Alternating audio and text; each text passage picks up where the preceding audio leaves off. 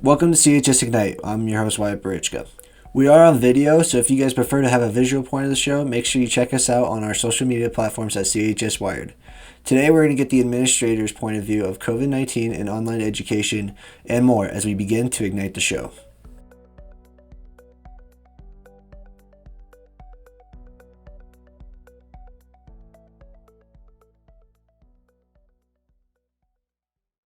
Governor Mark Gordon is starting to ease some restrictions so the state can reopen. Cody schools are most likely not going to return this year due to the COVID-19 outbreak. Cases continue to grow in the state of Wyoming, now at 332 as of April 24th, 2020, with 279 recoveries. After the break, we're going to give you guys the administrator's perspective of COVID-19 and online education. CHS Ignite is part of CHS Wired. CHS Wired is a journalism program that spreads news from our high school and our community. If you're stuck at home and need something to do, go watch our shows, listen to our podcast, and see what's going on around the community on our social media. You can find us on Facebook at CHS Wired, on Instagram at CHS_Wired, and on Twitter at CHS Wired to see what's going on around the community.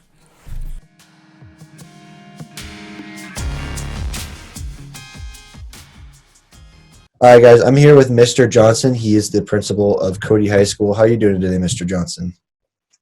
I'm doing okay. How are you? Doing good. Can you just give me your reaction when you heard school was going to be canceled for a while? Probably initially, kind of a almost disbelief, that we would cancel school for any amount of time, and then once we started getting more information about what was going on, kind of around the country, it seemed like it was going to become very likely that it was going to happen. So, leading up to the time when it did finally shut down, there was a lot of information in front of it that kind of allowed us to make that decision very easily, just based on everything else that was going on around the country. So initially it was kind of shock, and then once more understanding was there, we really understood the reasons behind it. Yeah, I agree. So you probably have heard that school is probably now going to be canceled for the rest of the year, most likely. What about that reaction? Again, it's just kind of this feeling of disbelief that this is where we're at, but in terms of the big picture, we certainly understand the reasons for keeping people home and wanting to keep people safe. In terms of what we do, we've been able to transition somewhat to an online realm where kids can still complete their schoolwork, and that's been very helpful. But we're certainly missing the opportunity to meet face to face and kind of continue those relationships that we really think are important. But I think it's a strange time right now, and we're making the best of it. That I think our folks have done a really nice job of really getting out and reaching out to kids and trying to make it the best they can. From a principal standpoint, how has this quarantine affected you just as a principal of the high school? It's quite a bit different. I spend a lot of time on Zoom every day, meeting with different departments from the school. I try to jump into all their departmental meetings, just to make sure everything is going well, make sure people have what they need in terms of resources to get out to kids, making sure that the curriculum is still in place, in the online world. So it's quite a bit different. I'd say in terms of the normal day, it doesn't exist anymore. We were on a Zoom meeting last night at about 7:00 at night with the admin group, just trying to make some plans. So a normal day just looks totally different, but the work's getting done, and we're still trying to reach out to kids. So that's the most important part. You just talked about a little bit about the communication. Has that been difficult, or has that kind of been easy for you?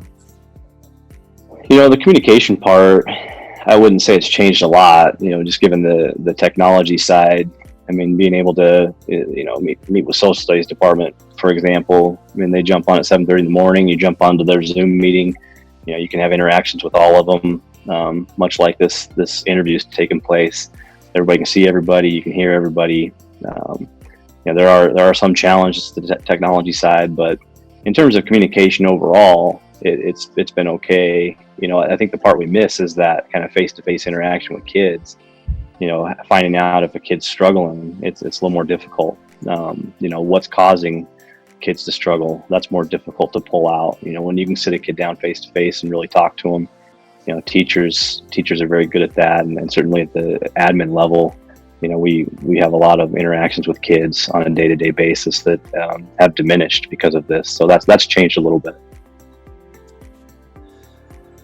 From a principal's aspect, you kind of talked about it a little bit, but what is your overall expectation for students with the online education system that we have now?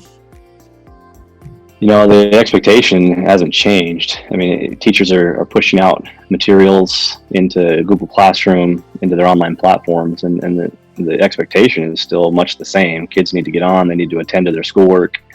We're hoping that kids can maintain adequate progress in every course, continue to earn their credits. The entire goal when this started was to push stuff online. The expectation was kids needed to get on and complete it so that they could continue to move forward towards earning credit and towards graduation. Talking about graduation, bringing up my next question. I'm sure a lot of seniors and families are wondering just what's going on with that.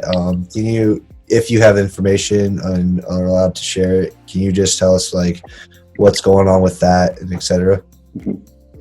Yeah, in terms of graduation, I think our initial communication was the right communication. We needed to hold off and wait and see, what this was going to take in terms of time frame to get beyond. And the more information we've received and the longer the school closure has gone now to the end of the year, we're now starting the process of looking at some alternative forms of graduation this week, so we can put out some options and really try to make a great decision for kids and do the best thing we can. And so we're actually in the middle of kind of collecting some of that. We're waiting for a phone call back from a production company to talk about maybe doing a virtual graduation, professionally done by a production company that could air on the day of graduation. We want to see what that's going to look like, and then we'll have some solid decisions early next week. Have parents given you guys input about it, or is it just kind of been just the school kind of working on it? We've had a few parents that have reached out, and even a few kids that have provided some input. And so, it's going to be challenging because everybody has their vision of what they would like to see happen, and the reality is we're just not in that realm right now. And so we just have to make a sound decision that benefits all of the senior class, something that they can feel comfortable with and confident about, and that's our end goal. I'll get back to the principal aspect. Thank you for talking about the graduation and give us an update on that. As a principal, what are your goals? Just the ability to do your job while you're stuck at home. I think the goals are much the same. I mean, our goals are always the highest graduation rate possible. We want to graduate, every kid that comes through our doors. And I don't think that goal's changed. Teachers are working hard to reach out to kids that are struggling right now. Counselors are reaching out to kids that are struggling. We're really focused on the senior class, trying to make sure that all of their credits are in place, so that whatever type of graduation we end up holding, all of the kids get to participate in it, because that's very important to us. So I think that goal has remained unchanged. That will continue to be our focus. And I will bring up my last question.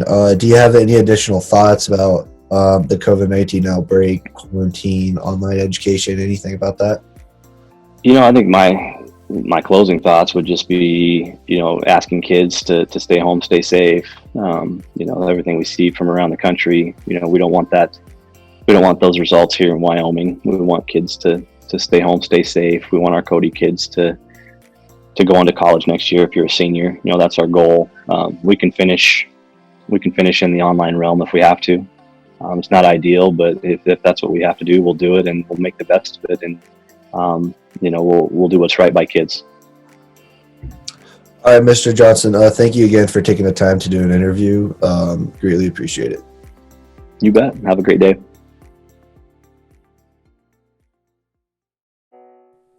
Thank you for listening to this episode of CHS Ignite. I'm your host, Wyatt Burichka, and next time we'll continue the admin's perspective of COVID-19 and online education.